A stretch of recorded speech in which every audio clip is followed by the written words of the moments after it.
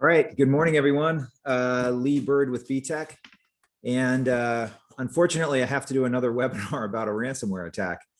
But here we go. So this is going to become the new normal. And I guess not even become the new normal. It is the new normal. It's what we're dealing with.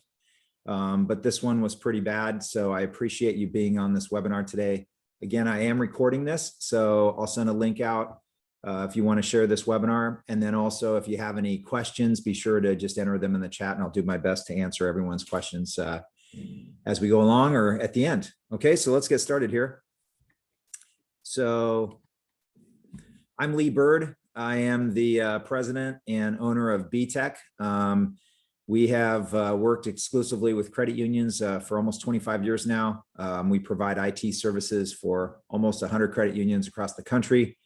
I've been in IT since 1986, a long time. And I've told our clients and friends the last 6 months, 8 months, feel like the previous 8 years combined. It's literally a tsunami of events coming at me every day. And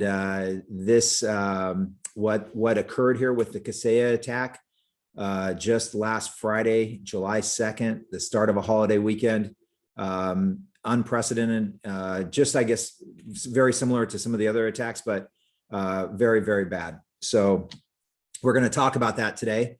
So this is the Kaseya VSA ransomware attack. So what we'll cover today is what the attack, what is it? We'll cover the first takeaway that I had, which is we all have to know who our vendors are and what software they're using on your network. I'm gonna deep dive into this. This is really important. If you don't know what an IOC or indicator of compromise is, you'll learn today. This is just as important piece of the puzzle here as well. And CISA, my favorite group, Cybersecurity Infrastructure Security Association. They have a ransomware readiness assessment tool, RRA tool. I would strongly suggest that all of you get it and use it. I'll have a link that I'll share with you as well. Okay, have you ever seen a ransom note? That's it. What you're looking at on the screen right now is from one of our clients. Welcome again. What's happened? Question mark. Your files are encrypted. This is really scary. When I first saw this note, it kind of it really upset me. I thought, wow, this is just like, this is a ransom note. It happened. So what you're looking at is an actual ransom note. So quick timeline before I jump into the PowerPoint. I had lunch with a client. It was the first time I had seen her in 18 months because of COVID. This was on Friday, July 2nd. I got back to the office here at about 2:30, started reading my emails. I had an email alert from CISA about a Kaseya VSA ransom attack. We don't use Kaseya VSA, so I wasn't that concerned. Within 20 minutes, I had phone calls from 2 clients that both suspected that they might have been infected and their environment was compromised. We ended up discovering over the course of a lot of work all through Friday night, we found the VSA agent in 6 of our client environments. The agent had been installed by another vendor, and in all cases, it was their phone vendor. Only one client had a server that was encrypted, and this is the message from that server. All right, who is Kaseya? Kaseya is founded in 2000. They're based out of Florida. Kaseya makes tools for IT managed service providers, MSPs. So businesses similar to Btech, they would use the Kaseya tools to monitor and manage the client environment. Specifically, VSA is a remote monitoring and management tool. They call it an RMM tool. Kaseya has over 40,000 customers monitoring over 1 million computers. So if you think about the scale and scope of this ransomware attack, it's pretty broad. All right, let's go into the attack itself. Let's kind of talk about this. By the way, as of this morning, July 8th, we're still getting updated information. Kaseya hasn't completely fixed this. There are updates coming out. The CEO published a video last night. He hasn't shaved in days. He looks horrible. You can imagine what this is like for his business. So on July 2nd, Kaseya announced that they were a victim of a cybersecurity attack, and they advised all of their clients to shut down the VSA servers immediately. Now, their product, VSA, is deployed in two methods: cloud and on-premise servers.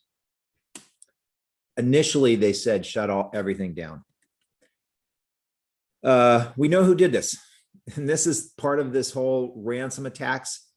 They're very brazen. They come out, they tell you, hey, it was us, we did it. It's a group called, I've heard them called Rebel. I think their name is really Our Evil. They're based in Russia. By the way, the attack has signature files that the software won't compromise or go after any systems based out of Russia or some of the old Russian territory, so the Eastern European. Technically, this is a supply chain attack, but the reason I have more on this later, they're saying it's not a supply chain attack. I'll let you be I'll let you decide for yourself. I'm going to explain what this was. Our Evil said, we want 70 million for the encryption key. They very quickly negotiated down to 50 million. As of today, I don't know of any ransom that's been paid. Individual servers that were locked, the ransom was $45,000. It looks like right now, as of July 8th, that about 60 MSPs were affected in 1,500 downstream businesses. So of the 1 million systems that could have been compromised, I think the number is a lot smaller. I think one that I heard of that was pretty extraordinary was a grocery store chain in Sweden. They had to close 800 supermarkets because of their systems being infected. Okay, what is a supply chain attack? A supply chain attack is where they go after the vendor's software, they infect it, and then that vendor unknowingly pushes that infected software out to all of their customers. That's a supply chain attack. If it sounds familiar, this was the SolarWinds breach. So if you remember back in December, SolarWinds software had been infected, and unknowingly, SolarWinds pushed that infected software out to 18,000 customers. This Kaseya VSA attack is a little different, but it's, in my opinion, it's still a supply chain attack. So Kaseya has said that their VSA software code was not compromised, but that a vulnerability in their software was exploited. So I guess technically, Our Evil didn't compromise the code of VSA, but once they discovered this vulnerability in the code, they exploited that. Okay, it's a technicality. Kaseya was notified back in April of this year by a group called DIVR, the Dutch Vulnerability Research Group. They're a volunteer organization, and they, in private, notified Kaseya that they had discovered 7 vulnerabilities in this VSA software. So if you're a client of Btech, you've heard me use the word vulnerability a million times. Vulnerabilities are an enormous risk, and you have to scan for vulnerabilities on a regular basis. You have to patch them. You have to remediate those vulnerabilities, and that window keeps shortening. Now, this was not a known vulnerability. Kaseya had not told anybody about this. They had released patches in April and May that fixed a couple of the 7 vulnerabilities, but Our Evil was able to exploit some that they hadn't patched yet. Okay, here's the $1 million question. Do you have VSA software on your network? I don't know. There's a chance you could, right? VSA is used by so many MSPs. In the case of our clients, I mentioned we had 6 clients that we found VSA in their environments. In all cases, it was their phone system vendor that had VSA agent running on the phone servers, and the phone vendor was using VSA to monitor and manage those servers. So you kind of have to start looking deeper now into your environment to really understand your risk and what could be there that you may or may not know about. I would say in all 6 cases, our clients didn't know that their phone vendor had this software installed on their network. Pretty scary. Okay, this is what a supply chain attack looks like. So a little difficult to sort of read this, but essentially on the left here is the 0-day exploit. So the attacker goes after and infects those VSA servers.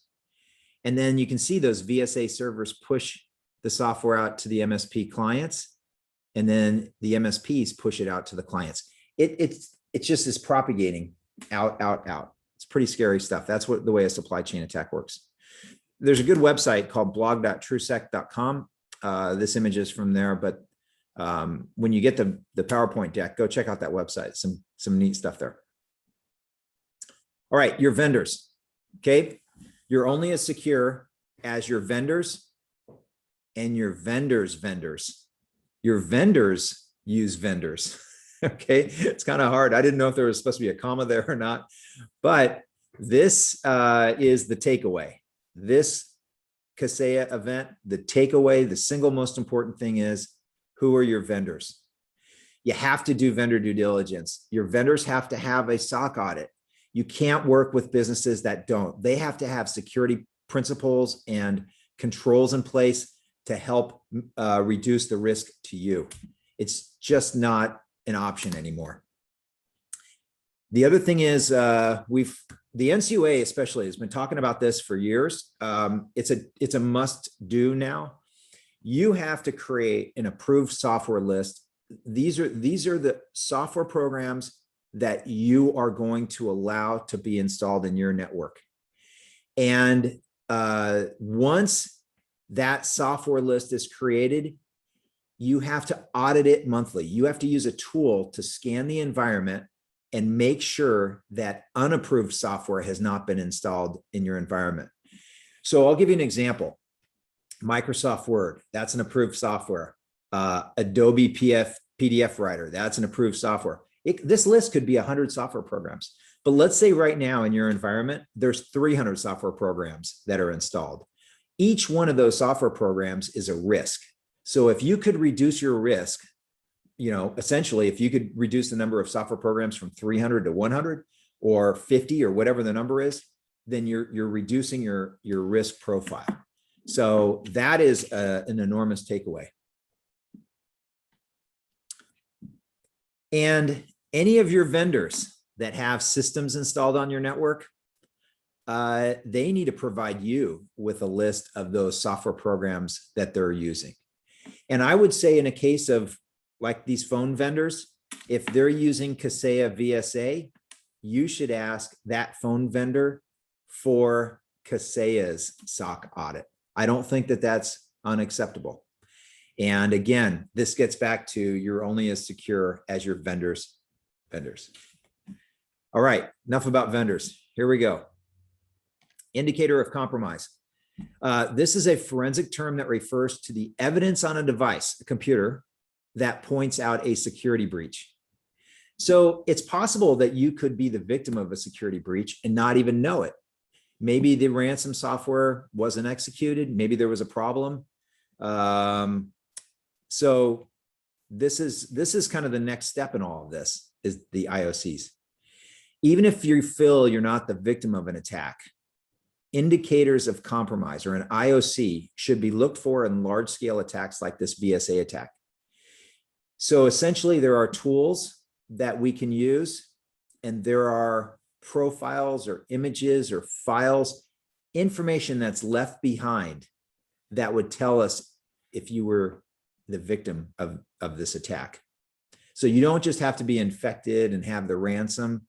You really, I think now going forward, we're going to have to run these IOCs after all of these events. The IOCs are free. They're published. Lots of companies, Sophos, Huntress Labs, a lot of companies came out. Kaseya did as well, came out with information about indicators of compromise literally within minutes or hours after this ransomware attack started on Friday. So very quickly, we were able to use tools that we had in many of our clients' environments already to look for those IOCs. There are generic IOCs as well. So beyond a ransomware attack, there are things that you probably should be looking for in your environment. Geo abnormalities. Okay, that's kind of a crazy word. Geography. If you don't have any members or employees or anybody that's working out of the United States, but there's traffic in your environment that's being that's coming from a foreign nation, that would be an IOC, an indicator of compromise. We had a client that was they were 365 breach, and it was from Nigeria. So again, it was very simple to identify and stop that breach. But an IOC like a geo abnormality, login activity. Are you running reports on what time of the day people are logging in? Do you get an alert if somebody logs in with administrator credentials into your network environment at 2 in the morning and it's not one of your employees? These are tools and resources that are available, but they have to be set up. You've got to look for this. Web traffic behavior, file changes. Again, same thing. Files all of a sudden start moving. These ransomware attacks are double extortion. They're locking your systems. They're also laying dormant for sometimes 30 to 45 days. And during that period, they're making copies of your data. When they make copies of your data, they want you to pay a ransom for them not to release that data on the dark web. So that's that double extortion. But you know, if somebody copies 4 terabytes of data off of your network over 30 days, you should have a tool in place that's going to alert you to a lot of this traffic.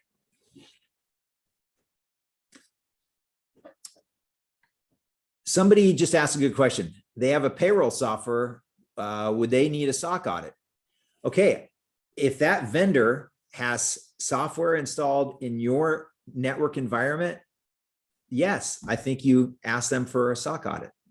So again, it's not just the phone system vendors. I don't, at this point, because of these supply chain attacks, this is not going away. I think the due diligence that you need to do is to ask those vendors for their SOC report and also a full list of all the software programs they have installed in your environment. So again, that phone system vendor used VSA. Does your payroll software vendor have another tool like VSA that they're using in your environment? So good question. All right. The CISA are a tool. Okay, Cybersecurity and Infrastructure Security Agency, CISA. If you Google search CISA, it's us-cert.gov. Go to that website. If you don't subscribe to their emails, you're missing out. You have to subscribe to their emails. They are the best government agency I've ever seen in my life. And I can be critical of government agencies, but they do a fantastic job of alerting to events like this. We got the alert from the CISA email literally minutes after Kaseya had published this. So good resource. Now they have a cybersecurity evaluation tool, the CSET, another acronym. The ransomware readiness assessment tool just came out on June 30th. Boy, look at the timing here. Just a couple of days before, one of the largest ransomware attacks ever. But that ransomware readiness assessment tool, it's a module available, and you definitely should download it and use it. It's kind of, it will help you understand what a ransomware event is and all the things you need to look for. So again, it's a self-assessment. See how prepared you are to defend and recover from a ransomware incident. So you got to defend, but you also need to be prepared to recover. There's the link to it. I'll send everybody a copy of the slide deck. You can go to that website. Okay, we're getting close to wrapping this up. What next? Okay, Ransomware attacks will continue to escalate. This isn't going away. There's too much money. And I think also, not to get political, but I don't think that some of these nation states are in any hurry to shut this down. They don't seem to. Apparently, President Biden told Vladimir Putin, here's a list of businesses you can't go after anymore. I don't know what good that does, right? These guys are independent. They're cowboys. They're out doing their own thing, making their money. And it's bad. Data backups. Okay. 25, 30 years ago, a core principle of my business when we started Btech in 1989 from day one was back up your data. Multiple retentions of your data. Copies on premise, but also out of the region. You have to have daily, weekly, monthly, annual copies of your data. I still see businesses in 2021 that don't do a good job with their data backups. Our client's system that was infected, they didn't even try to pay the ransom. They weren't going to pay the ransom. They recovered from a backup. They had a backup. So that is, somebody asked about the CISA Gov site directs for the assessment tool downloaded from GitHub. Yes, that is a valid site. So thanks for asking that. When you go to that link, you'll see GitHub. GitHub is a resource that they use for those files to be downloaded from. Thanks for checking though. Okay, data backups. Ask me or ask me if I can help you. I'm more than happy to reach out to any of you. If you're not comfortable with your backups, let's go over, because it's something that's not that hard to do. The technology's there, and you really need to have good data backups. Cyber awareness training for your staff. We use a program called KnowBe4. 96% of ransomware comes from clicking on a link in an email. Your staff is your greatest risk right now. So you've got vendors you've got to worry about and their software getting infected, but you also have staff that are reading emails all day long and clicking on links. So be very, very, very careful about that. Cyber awareness training, very, very important. Incident response plan. It can just be a one-page document. You come into the office Monday morning at 7 a.m. and you see that ransom message on all your servers. What do you do? What is your process? Who are you going to call? Our client on Friday afternoon, his first phone call was to the FBI. They said, thanks for letting us know. Can't help you. We don't have the resources. We don't have the tools. That was it. That was the phone call, was a couple of minutes. So the FBI isn't going to get you out of this pickle. So you really have to have a plan. You need to have a good team of attorneys, insurance agents, vendors like Btech, other vendors in your side, in your corner to help you out. Cyber insurance. This is tough. If you don't have cyber insurance right now, get it, because it's not going to be available next year, or the rates will be enormous. This would be like in some parts of California trying to get fire insurance for your home. It's just, there's so many events happening right now that I don't know how much longer we're going to see affordable rates for cyber insurance. Okay, some of the resources I used, uscert.gov is awesome. Go check them out. Kaseya has a good link. They're keeping everybody updated. Wall Street Journal, I know it's a pay site, but they do really, their journalism is very, very good. They do a lot of research. They had some of the best information on the SolarWinds breach, and they've done a really good job on this Kaseya one as well. In fact, they're the ones that broke the story, I think today, that Kaseya had been notified about these vulnerabilities back in April. So that's Kaseya is gonna have to spin this a little bit as well. And that blog.truesec.com that I mentioned, another great resource. Okay, upper right-hand corner, that's my SOC logo. Btech has our SOC audit. So thank you very much for attending. I am really sorry that this is occurring. Be prepared. That's all you can do. And let's see here. Got a couple more questions. Samples from other credit unions of their quick write-up of action taken when a new attack is to be addressed. So again, I think each organization is going to be a little different. I don't think you need to get too complex with this, but creating a plan, have a plan in place, just something that you can follow. Again, what we found on Friday afternoon was your head kind of starts spinning and things get very crazy because of this. We had 6 engineers all at the same time working with different clients to try to identify if they had that VSA agent. So again, having a plan is going to be really important. Somebody else has asked if we're going to send out the recording. Yes, we are. So I will email all of you a copy of the slides. I'll email you a link to the recording, which I'll post on our YouTube channel.